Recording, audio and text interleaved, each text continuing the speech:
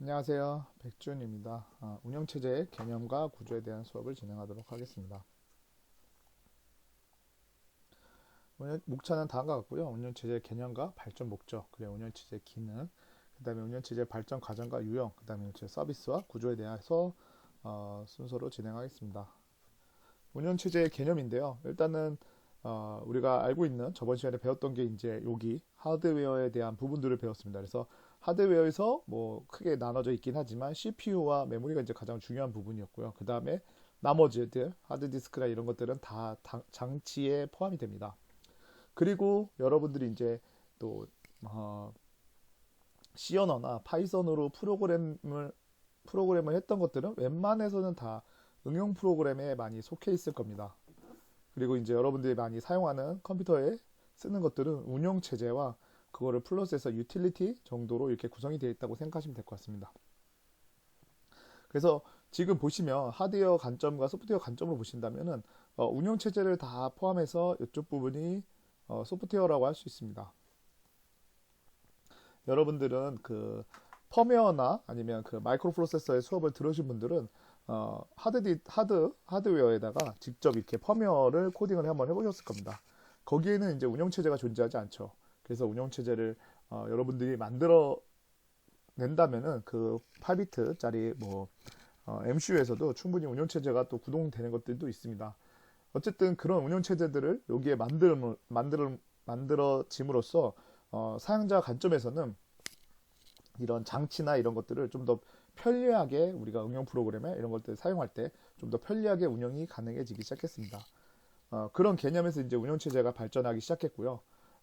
그거에 대해서 오늘 그런 발전 과정에 대해서 한번 수업을 진행한다고 생각하시면 될 것 같습니다. 자원의 관리적인 측면에서 운영체제인데요. 아까 하드웨어와 그 다음에 운영체제 그리고 이제 응용 프로그램과 유틸리티 그런 계층 구조에서의 이제 표현인데요. 사실 여기서 이제 좀 더 우리가 이제 실생활에서 표현되는 걸로 좀 더 말씀드린다면은 크게 이제 조정자나 그 다음에 자원 할당자나 관리자 그리고 응용 프로그램 및 입출력 장치 제어자로 구분할 수 있습니다. 조정자라고 한다면 여기에 있는 운영체제와 이제 그 하드웨어, 우리 하드웨어라고 하는 부분들과의 관계라고 생각하시면 될 것 같습니다. 그래서 동일한 하드웨어, 뭐 키보드나 모니터 이런 것들은 저희가 이제 운영체제만 설치함으로써 우리가 그거를 컨트롤할 수 있는 그런 것들을 이제 관리해주는 뭐 작업이나 환경들을 얘기하는 거고요. 그 다음에 자원 할당이라고 하면 운영체제가 이제 이 하드웨어 자원을 이런 응용 프로그램들한테 어떻게 배분하냐에 따라서 응용 프로그램의 성능이 갈리게 될 겁니다. 그래서 운영 체제와 이쪽 응용 프로그램과의 관계가 자원 할당자나 아니면 관리자라고 얘기할 수 있습니다. 그래서 우리가 알고 있는 메모리를 얼마나 할당해 줄 거냐 또는 CPU를 얼마나 할당해 줄 거냐에 따라서 프로그램이 이제 돌아가는 성능의 퍼포먼스와도 연관관계가 있겠죠. 어, 여기서 또 이제 추가적으로 부족한 메모리나 이런 자원들이 있다면 다른 프로세서에 있는 자원들을 조금 줄이더라도 아니면 좀 저희가 이제 강압적으로 뺏어오는 거죠. 그렇게 해서 점유를 해가지고 메모리를 점유해서 또 이렇게 활성화를 더 시켜서 좀 더 큰 프로그램도 돌아갈 수 있도록 부족한 메모리는 다른 자원들을 더 도움을 받아가지고 그렇게 운영도 합니다. 그리고 입력 장치 제어자라고 해서 우리가 알고 있는 기본적인 하드웨어 말고요. 이제 보통 이제 네트워크나 다른 하드웨어 형태가 있을 수 있습니다. 그것도 운영 체제에서도 또 구동을 할 수 있어야 됩니다. 그래서 그런 것들에 대한 다양한 장치와도 프로그램이 융합할 수 있도록 하는 그런 역할을 합니다. 그래서 크게 이렇게 세 가지의 형태를 가지게 됩니다. 분류를 하게 됩니다. 그래서 어, 조정자나 그리고 자원 할당자 그리고 입출력 장치 제어자로 구분이 됩니다. 그래서 운영 체제의 정의와 역할인데요.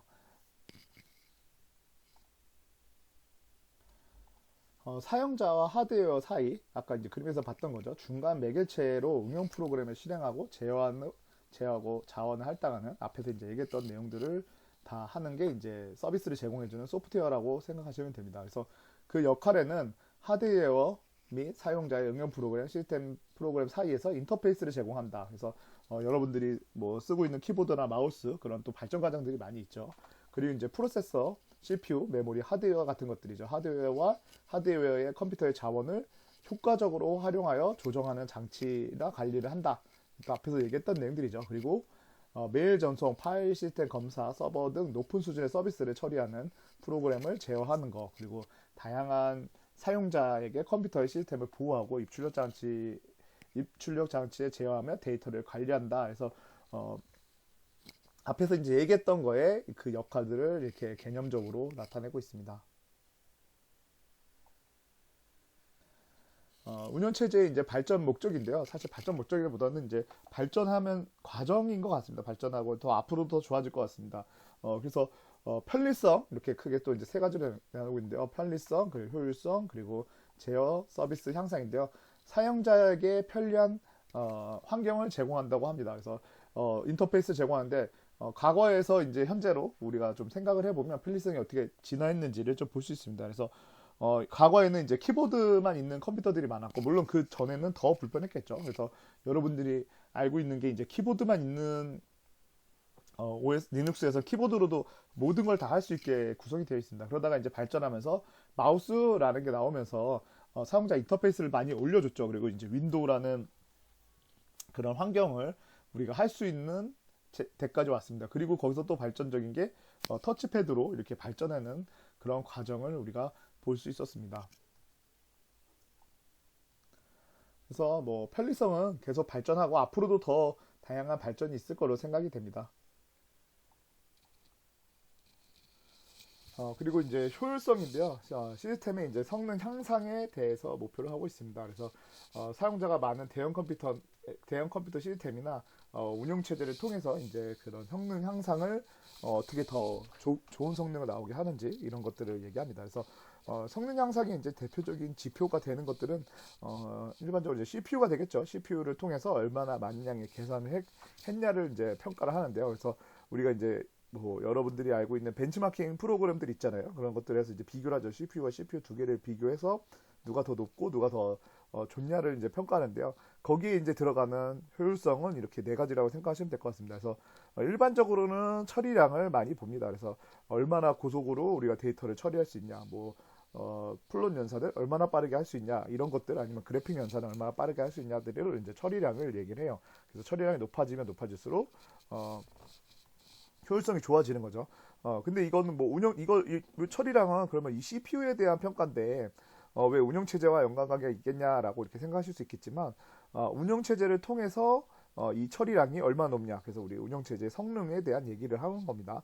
그래서 처리량이 이렇게 얼마나 올라가는지에 대한 거, 운영 체제 기반에서 이제 그런 평가를 내리는 거죠. 그리고 그 다음에 지연 시간, 턴어라운드 타임이라 해서 여러분들이 뭐 프로그램을 뭐 한다든지, 아니면은 뭐 프로그램 개발했을 때 뭔가 버벅이다든지, 아니면 키보드를 입력했을 때 입력이 좀 늦게 나온다든지, 이런 것들에 대한 거를 이제 지연 타임이라고 합니다. 그래서 얼마나 지연이 적은 시간 안에 우리가 응답을 해주는지, 이런 것들에 대한 거를 또 평가를 하죠. 그리고 이제 신뢰도인데요.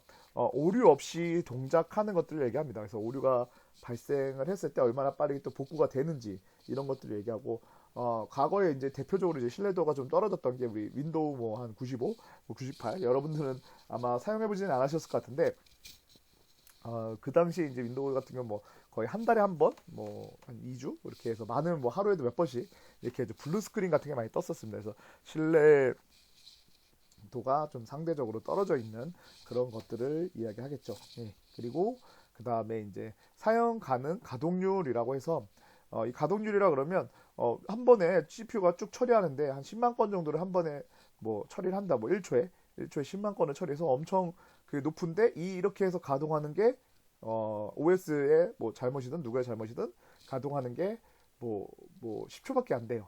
그러면 크게 이 시스템은 좋은 시스템이라 할 수 없잖아요. 이걸 그래서 얼마나 오랫동안 장시간 우리가 최고의 퍼포먼스로, 그러니까 한 번 쭉 올라가는 거를 얘기한다기보다는, 이거보다는 사실은 늦어도 쭉 연속적으로 하면, 사실 이 연속적으로 하는 게 결국에는 더 많은 데이터 처리하게 될 거거든요. 그래서 그런 가동률까지 해가지고 크게 이렇게 네 가지의 성능 지표를 가지고 우리가 효율성을 여태까지 이제 증가시키는 쪽으로 발전해 왔습니다. 그리고 이제 서비스 제어 향상인데 우리가 이제 그 다른 디바이스나 이런 개발적인 측면이죠. 개발적인 측면에서 어떻게 이제 다른 디바이스에 붙이는데 불편하면 안 사용하게 될 겁니다. 그래서 과거에 많은 OS들이 불편해서 아니면 독자적으로 뭐 대표적으로 이제 뒤에서도 잠깐 얘기를 하겠지만 IBM OS IBM이라는 회사는 다 아시죠? IBM이라는 회사가 있었는데 이 IBM에서 만든 OS 365 같은 거 자기네 그 CPU에 가장 맞게 퍼포먼스 맞게 만들어진 그런 CPU들은 사실은 나중에 다른 것들을 붙이는 데 있어서는 되게 악영향이 됩니다. 그래서 지금에 있는 우리 리눅스나 이런 것들은 그런 거에서도 이제 되게 자유도를 많이 주면서 누구나 이제 리눅스나 이런 데다가 코드를 넣는다든지 디바이스에 붙인다든지 이런 용도로 쓰면서 우리 인베디드 쪽에서는 이런 것들이 또 이런 쪽의 개발들이 더 필요해지는 상황이라고 생각하시면 될 것 같습니다. 운영체제의 이제 기능을 이렇게 자원에 대한 관리와 시스템 관리로 해서 네 가지와 이제 세 가지로 분류하고 있습니다. 그래서 자원의 관리는 이미지가 많이 나오거나 여러분들도 이제 보면은 좀 이해되시는 부분일 텐데 메모리 관리 그리고 프로세서 관리 그리고 입출력 장치 관리 그리고 파일 관리인데 이 부분들은 나중에 여러분들이 그 디바이스 드라이버나 아니면은 다른 수업에서도 연관관계가 좀 있습니다. 그래서 이것들을 어떻게 관리하냐에 따라서 우리가 이거를 전체적으로 자원이라고 일단은 구분하고요. 그 다음에 시스템적으로는 대표적으로 네트워크 그리고 명령어 해석기 그리고 시스템 보호 이런 안정성이나 그리고 사용자 권한 부여 같은 것들로 구분을 하고 있습니다. 그래서 이제 자원 관리에서는 아까 이제 앞에 있는 내용과 똑같죠. 메모리랑 프로세서랑 장치랑 그리고 파일 관리인데 이런 관리를 통해서 하드웨어 장치와 연결되어 있는 거라고 생각하시면 될 것 같습니다. 그래서 운영체제는 프로세서나 장치 그리고 파일을 유기적으로 관리하는 그런 구조를 가지고 있습니다. 그래서 그거에 대해서 이제 세세하게 한 번 더 설명을 드리겠습니다. 그래서 첫 번째로 메모리 관리인데요. 메모리 관리 기능은 메모리 어느 부분을 사용하고 누가 사용할지를 점검하는 부분이라고 생각하시면 될 것 같습니다. 그래서 이 얘기는 우리 프로세서가 메모리를 이제 주소를 할당하는데요. 운영체제에서도 어느 정도는 일부 이제 메모리가 할당되겠죠. 그리고 난 다음에 여러분들이 만든 프로그램들이 어느 위치에 존재할지를 결정하는 것들이 있을 수 있습니다. 그래서 메모리를 저장하고 프로세서 결정하고 그 다음에 또 메모리는 할당만 하고 이렇게 계속 할당하다 보면 빈 공간이 없어질도록 이렇게 할당이 될 수도 있습니다. 이렇게 할당하다 보면 이제 메모리 빈 공간이 없겠죠. 그러면 OS의 이제 영역까지도 침범하게 되니까 뭐 시스템적으로 메모리가 부족하면 이제 그런 문제가 발생하니까 OS 입장에서는 이렇게 할당된 것들을 싹 모두 다 해소한 다음에 다시 한번 정렬해서 이렇게 그런 결정을 내리고 그런 부분들을 가지게 됩니다. 그래서 여기에 플러스 이제 보조기억 장치도 있는데요. 여러분들이 생각하는 이제 대표적인 보조기억 장치 요즘은 이제 SSD가 이제 대세니까 SSD가 있을 텐데 SSD가 있으면 여러분들이 제가 저번에도 좀 말씀드렸지만 이렇게 만들어진 파일들이 어느 공간에 저장할지 요 파일 하나는 우리가 하나의 무슨 번지수 하나의 유혹에 들어가는 게 아니죠. 얘는 엄청 큰 데이터입니다. 그래서 이 데이터들을 어디에 이렇게 조각을 나눠서 구분할지 그리고 얘네들을 어떻게 연결해 줄지에 대한 것들을 생각하고 그런 것들에 대한 것들을 관리를 합니다. 그래서 특히 메모리가 부족하다 그러면 좀 SSD에 있는 자료들을 갖고 와서 가상 메모리라든지 이런 기능들로도 활용이 됩니다. 그리고 이제 두 번째로 프로세서 관리인데요. 여기서 이제 프로세서면 우리 그 전 시간까지 이제 말씀드렸던 프로세서는 일반적으로 이제 CPU를 우리가 프로세서라는 의미를 씁니다. 그래서 프로세서 썼는데 이제 소프트웨어로 들어오면서 여러분들 이제 소프트웨어로 들어오면서 이제부터 프로세서에 대한 의미를 이제 좀 분류를 하자면 여러분들이 그냥 코딩을 해서 딱 파일을 만들어 놓고 거기에 이제 컴파일까지 한 거를 우리는 프로그램이라고 합니다. 그래서 여기까지가 이제 프로그램이고 아마 그냥 윈도우 기준으로 exe 파일로 만들어진 .exe 파일로 만들어진 걸 우리는 프로그램이 합니다. 그리고 난 다음에 얘는 이제 어디에 있겠죠? 뭐 SSD에 있겠죠? SSD에 있을 거고요. 그 다음에 이제 마우스로 이제 얘를 더블 클릭을 하게 되면 어떻게 되죠? 여기에 있는 정보들이 기계어 정보들이 쭉 해서 메모리에 올라갑니다. 근데 이걸 메모리를 그냥 올릴까요? 메모리는 그냥 올리는 건 아니죠. 누구의 통제를 받을까요?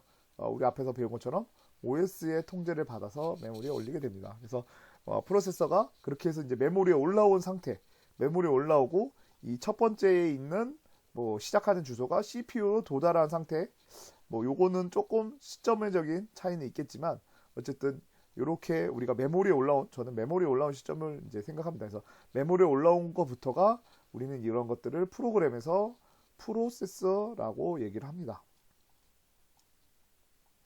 그래서 지금 보시면 프로세스, 그쵸? 프로세스. 제가 이거를 착각을 한 게 하나 있네요. 지금 보니까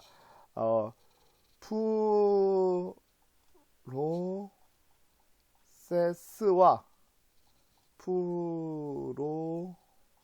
프로세서는 다릅니다, 여러분들. 요걸 얘기한 거예요. 요게 좀 요렇게 얘기했으면 좀 더 정확했을 것 같아요. 한 번 더 이번에 다시 한 번 얘기했습니다. 프로세스는 프로그램을 실행시키면 아까 이제 얘기했던 프로그램을 실행시키면 발생하는 게 프로세스고요. 그리고 프로세서는 CPU. 제가 요거가 이렇게 분리가 되는 거를 갑자기 생각이 났습니다. 그래서 프로세스와 그 다음에 앞에도 하나 있었나요? 프로세서. 그쵸. 여기 이렇게 프로세서라고 돼 있죠. 네. 그래서 프로세서는 CPU가 제어 장치를 통해서 우리가 메모리를 할당하는 요 얘기를 했죠, 방금. 그리고 프로세스는 프로그램. 그래서 우리 프로그램을 관리한다. 프로그램을 관리한다?가 아니라 실행 중인 프로그램들 여러 개를 얘기하는 거겠죠. 실행 중인 프로그램, 뭐 여러분들 지금 보고 있는 웹페이지와 그 다음에 PDF 파일과 그 다음에 메신저와 이런 것들이 서로 지금 다른 프로세서잖아요. 프로세서들을 OS가 어떻게 관리를 하냐에 대한 얘기입니다. 그래서 하나의 프로세스는 프로세서, 이 프로세서 하나가 누구의 CPU, 프로세스니까 CPU야, 그리고 메모리, 그리고 파일, 입력 장치와 같은 자원들을 사용할 건가. 지금 여러분들이 보고 있는 화면에 마우스를 클릭하면 이 마우스는 사실은 제어 장치, 어떤 입출력 장치를 통해서 생각해 볼 수 있겠죠. 입출력 장치를 통해서 OS에 들어왔을 거고요. 그 다음에 그 OS가 너가 어느 좌표를 클릭했는지에 대해, 그리고 어떤 윈도우, 지금 보고 있는 다양한 윈도우, 이 뒤에 또 지금 만약에 이게 PDF를 여러분들이 보고 있다 그러면 그 뒤에 똑같은 위치에도 카카오톡이 있을 수도 있잖아요. 메신저가 있을 수도 있고, 그 다음에 웹 프로그램이 있을 수 있는데, 이게 누구한테 클릭을 지정할지 같은 것들을, 자원들을 구성해주는 역할들을 합니다. 그리고 이제 이걸 시스템이라고요. 이런 프로세스들의 집합을 우리는 시스템이라고 하는데, 시스템은 코드들을 수행하는 운영체제가 프로세스와 사용자 코드를 수행하고 프로세스들을 이제 구분을 합니다. 그리고 이제 프로세스는 모든 프로세서를 분할해서 병렬적으로 수행을 하는데, 여러분들이 알고 있는 우리가 이제 제일 많이 쓰는 포문 같은 경우는 포문을 만약에 이제 계속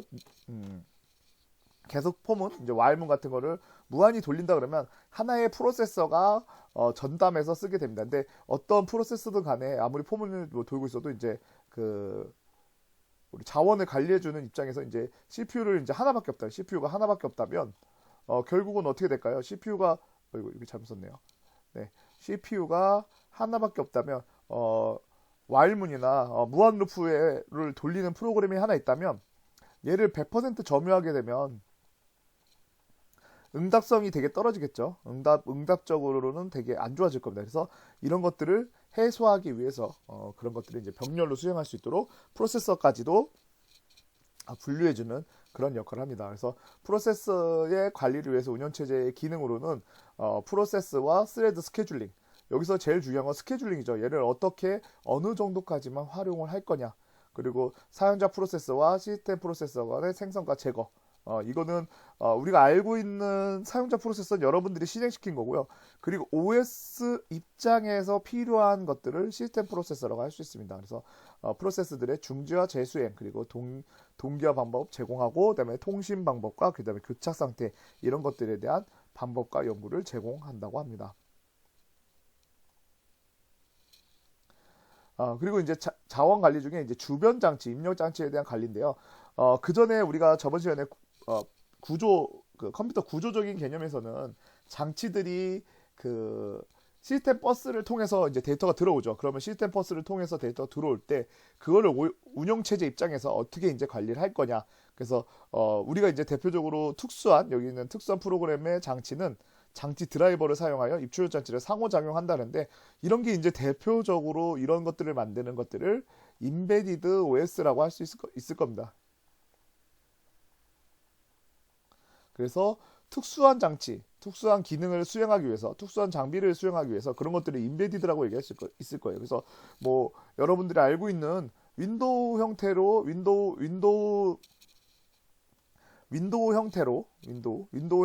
되어 있는 그런 인베디드 장비들도 많습니다. 근데 걔네들은 특수한 것들만 하고 그 기능만을 수행하죠. 그런 것들을 이제 그런 입력 장치들을 우리가 넣는 것들을 여러분들이 좀 배워가는 과정이 있을 겁니다. 그래서 그 나중에 이제 그 장치 드라이버 같은 거, 지금 우리 수업에서는 그 부분을 많이 다루진 않겠지만 어쨌든 다른 수업이 그 과정이 있으니까요. 그런 과정에서 이제 장치 같은 거를 컨트롤할 수 있는, 그러니까 여러분들이 여러분들이 만든 응용 프로그램에서 뭐가 있을까요? 여러분이 직접 이제 만든 어떤 그 뭐 터치패드라고 할까요? 여러분들만의 마우스를 대신하는 터치패드를 하나 만들었다고 가정해 보세요. 터치패드 같은 거 하나 만들었는데 이거를 응용 프로그램에 직접 이렇게 컨트롤하는 건 뭐 가능할 수도 있겠지만, 물론 뭐 다른 장치, 뭐 UART나 이런 것들을 통해서 여러분들이 할 수도 있겠지만, 그런 것들 만약에 뭐 시리얼 통신이나 UART 같은 경우 이런 것들을 쓴다면 이거는 다 결국은 OS가 중간에서 관리를 하는 거고요. 그 다음에 이런 장치들이 아니라 아예 뭐 그냥 그때 말씀드렸던 어떤 시그널을 통해서만 이렇게 컨트롤을 한다 하면, 이런 것들은 여러분들이 OS에다가 직접 코딩을 해서 만들 수가 있습니다. 그래서 응용 레벨, 그 다음에 이런 거를 응용 레벨이라고 하고요. 그 다음에 응용 레벨 밑으로 내려가면은 시스템 레벨로 구분합니다. 그래서 시스템 레벨에서는 이런 하드웨어를 컨트롤하는 것들을 만드는데 그거에 대한 관리를 하는 부분이고요. 그래서 장치 드라이버, 특수한 하드웨어 장치를 통신하는 인터페이스를 제공합니다. 그래서 특정 하드웨어의 종속적인 프로그램을 만들어요. 그래서 인베디드를 할 때는 되게 필수적인 부분을 가장 먼저 이제 배우게 되는 부분들이 이런 부분일 거예요. 그래서 그 저장 장치를, 그거를 어떤 장치가 있다면 그거를 뭐 저장을 할 수도 있을 거고요. 그 다음에 뭐 어떤 데이터를 받아올 수도 있을 거고요. 결국은 데이터를 받아오거나 저장하거나 하는 것들은 모든 부분은 딱 두 가지로만 통합니다. 읽기, 쓰기. 그리고 여기서 좀 더 구분하면 우리가 한 바이트 단위로 하는 것들을 읽기 쓰기 할 수도 있겠지만, 어떤 블록 단위로도 읽기 쓰기를 할 수 있을 겁니다. 그래서 긴 데이터를 읽기 쓰기 하거나 아니면 한 바이트 단위로 읽기 쓰기 하는 거, 그런 차이들만 있는 거고요. 어쨌든 그렇게 해서 우리가 주변 장치를 좀 컨트롤하는, 결국은 모든 장치는 읽기와 쓰기로, 그쵸? 교수님 그러면 삭제는 없는 건가요? 라고 할 수 있겠죠. 삭제는 결국은 쓰기의 연속이죠. 쓰기로 0을 쓰게 되면 삭제가 될 테니까요. 그렇죠? 그런 방법들을 이용해서 우리는 읽기와 쓰기를 통해서 모든 것들을 장치들을 다, 인터페이스들을 컨트롤한다 라는 얘기고요. 그리고 난 다음에 이제 파일 관리입니다. 그래서 앞에서 얘기했던 메모리는 프로세서, CPU가 직접 이제 어떤 것들을 관리하고 그런 제어 장치가 어디에다 저장해야겠다, 이런 것들을 관리하게 되고요. 그 다음에 우리가 이제 메모리에 올라와 있는 프로세서, CPU와 좀 관련 있는 프로세스 같은 경우들을 관리했어요. 그리고 난 다음에 또 하나의 축이 장치를 어떻게 붙일까에 대한 얘기죠. 그리고 이제 마지막 한 축이 파일입니다. 이렇게 하게 되면 이 네 가지를 하나에 지금 이렇게 써놨는데 이렇게 써놓으니까 너무 내용이 없어 보이네요. 그래서 메모리, 그쵸? 메모리, 그리고 그 다음에 프로세스, 그리고 아까가 마지막으로 아까 방금 전이 장치, 그리고 이렇게 하게 되면 마지막으로 파일을 하게 되면 우리가 알고 있는 컴퓨터와 맞닿아 있는, 우리가 컴퓨터를 하면서 이 OS가 관리하는, 전체가 이제 OS가 관리하는 거죠. OS가 이 네 가지들을 유기적으로 관리를 통해서, 이 네 가지에 대한 유기적인 관리를 통해서 여러분들이 하는 부분들이 다 여기에 붙어 있을 겁니다. 여러분들이 프로그램을 만들면 당연히 그 프로그램을 실행시키면 메모리에 올라갈 거고요. 메모리 플러스 여기 이제 뭐 장치나 이거 사이에 뭐 SSD 정도가 있겠죠.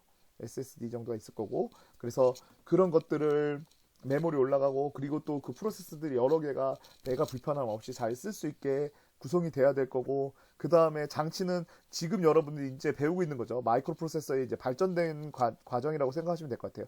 마이크로 프로세서에서 했던 뭐 UART라든지 이런 것들을 이제 더 발전된 과정에서 하는 것들이 장치가 있을 거고요. 그 다음에 마지막엔 파일인데요. 이 파일, 저번에 이제 컴퓨터 구조에서도 좀 힘들게 다뤘지만 여러분들이 알고 있는 파일들은 뭐 이렇게 생긴 파일들이 있을 거예요. 이거 윈도우 창에서 이제 나타내는 것들이 이제 파일이라고 하는데, 결국은 이런 애들은 우리가 알고 있는 책에서도 이제 수업을 나가겠지만 파일 시스템이라는 저장하는 방법과 그 구조를 어떻게 나누는 방법에 대해서 기술하고 있는 게 파일 시스템이랍니다. 그래서 이 파일 시스템이 마지막 한 조각이 여기 이제 들어옴으로써 OS를 우리가 쓰고 있는 파일 시스템을 구조를 하고요. 그 파일들은 각자 자기만의 넘버링에 맞게 해서 SSD에 사방으로 퍼져 있을 거예요.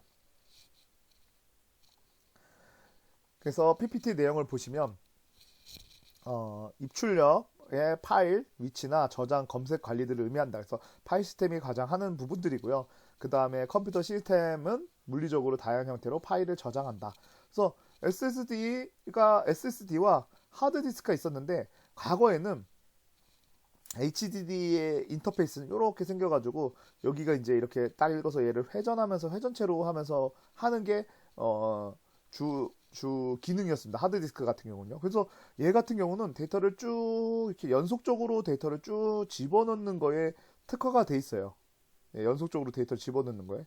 근데 SSD가 나왔습니다. SSD는 인터페이스가 전혀 달라요. 데이터를 읽을 때는 이만큼의 용량을 데이터를 주고요. 그 다음에 삭제할 때는 이만큼의 용량을 삭제해야 돼요. 네. 이거는 물론 그러면 교수님 이거 처음부터 크기를 똑같이 맞추지. 읽기, 삭제, 그 다음에 쓰기. 네, 이게 여기도 쓰기겠죠. 쓰기나 삭제가 이렇게 되어 있습니다. 크기가 달라요. SSD 같은 경우. 교수님 이거 처음부터 이거 좀 맞춰서 했으면 그렇지 않았을까. 근데 이런 부분들은 다 속도를 위해서 쓰기가 상대적으로 읽기는 그냥 딱 봐도 리드바이트해서 읽으면 되지만, 쓰기를 하려면 전원이 들어가고 거기에 그 어느 정도 일정 시간을 기다려줘야 되니까 쓰기를 한 번 하려고 그러면 더 크게 한 블록 단위로 할 수 있게 만들었습니다. 하드디스크는 그냥 이렇게 섹터 단위로 데이터를 집어넣으니까 연속적으로 데이터가 쭉 들어가기가 좋은데,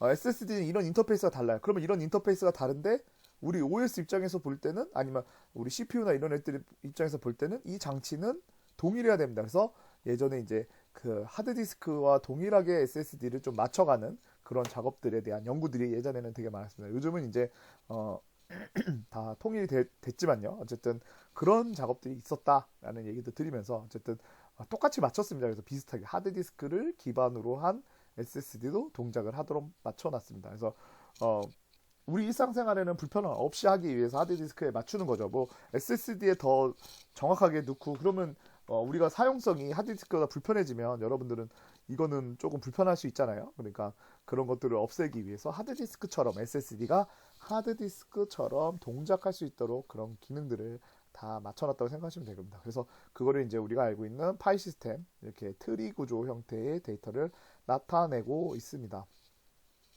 그래서 운영체제의 파일이 용이한 사용을 위해 보통 디렉토리 구성과 다수의 사용자가 여기에 접근할 수 있도록 이런 접근성까지 제어하는 것까지도 나타내고 있습니다. 그래서 파일 관리를 위해서는 파일 생성과 삭제, 그리고 디렉토리 생성과 삭제, 보조기용체제 파일을 매핑.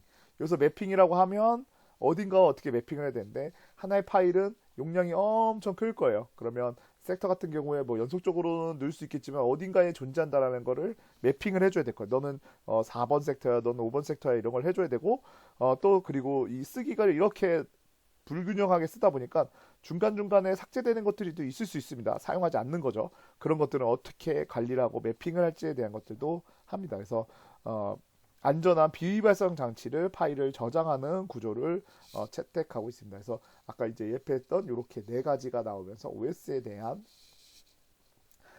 여러분들이 이제 맞닥뜨려져 있는 거죠. 어떻게 보면은 우리가 OS 쓰면 바로 눈으로 부딪히는 우리 컴퓨터 안에서만 일어나는 것들에 대한 내용이었습니다. 그리고 이제 시스템 관리로 시스템 보호, 이제 사용자 권한 같은 거를 부여하는데요. 이거는 여러 사용자들이 이제 사용하면서 시스템의 프로세서에 이제 그런 보호한다든지 서로 다른 프로세서들끼리는 이제 연관관계를 가지면 안 되니까요. 예. 그러면 이상해지겠죠. 그래서 그런 거라든지 파일의 권한 부여라든지 이런 여러 프로세서들을 동시에 상호 보호하는 하는 것들을 이제 관리를 하고요. 그 다음에 이제 네트워킹에서 통신인데 통신도 이제 그 아까 이제 시스템 자체적인 시스템에서 외부와 통신하는 그런 관계를 얘기하는 거죠. 프로세서에서는 다양한 네트워크를 구성해서 우리가 이제 외부와 통신할 수 있는 이 사실은 외부와 통신하는 것 때문에 발전하는 산업들이 엄청 많아졌죠. 예.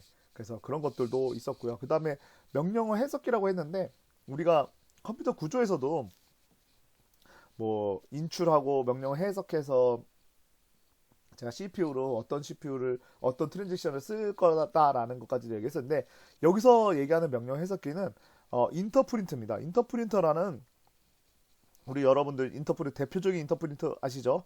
뭐가 있죠? 파이썬이 있을 겁니다. 인터프린터 언어의 대표적인 거.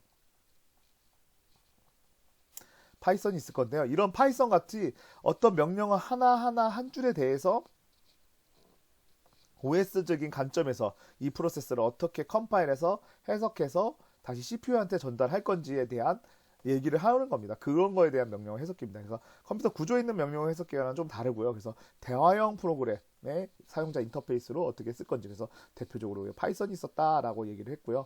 그래서 그거는 인터페이스로 이제 뭐 커널과 분리하는 것이 좋다. 그래서 명령 해석기와 인터페이스 명령 해석기의 인터페이스는 변경 그리고 분리하지 않으면 커널에도 이제 코딩을 하는 뭐 그런 형태를 나타낸다고 합니다. 여기까지 해서 잠깐 쉬고 다시 수업을 진행하도록 하겠습니다.